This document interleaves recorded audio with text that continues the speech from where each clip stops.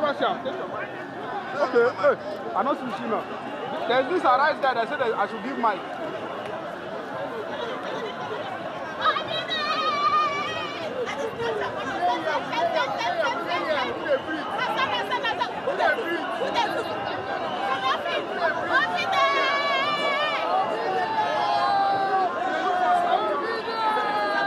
We want to know instead of how you structure, we will show you. We are the structure. Our Mumu don't do. Obi, yes, Obi for life. Obi.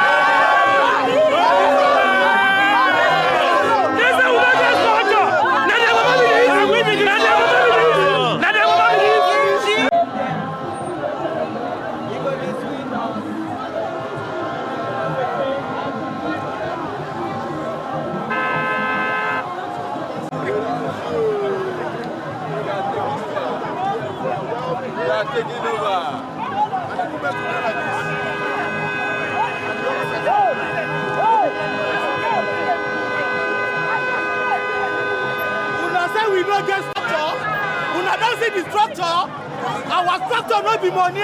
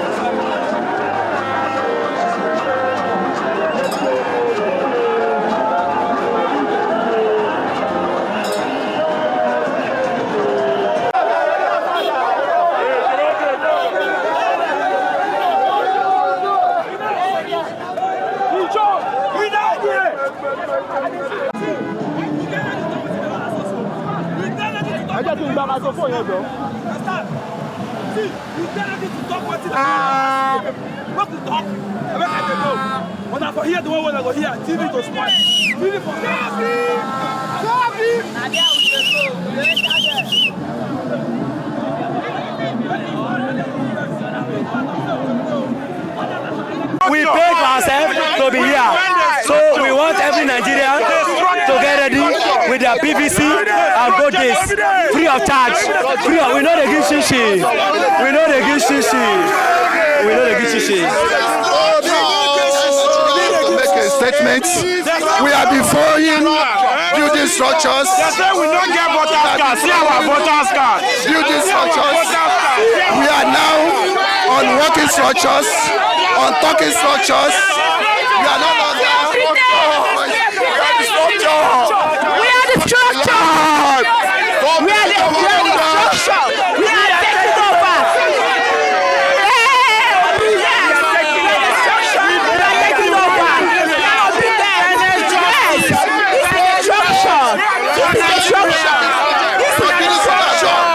We are now in building. I don't care if after doing this today I will lose my job. It didn't matter. What matters that we are tired and frustrated of bad leadership in Nigeria. Not only in Nigeria, in my state precisely. I'm from Abia State. We have been unlucky that we have not been having a good leadership in Nigeria. Please, our cry is this: one, we want good leadership, and what we want is P2B.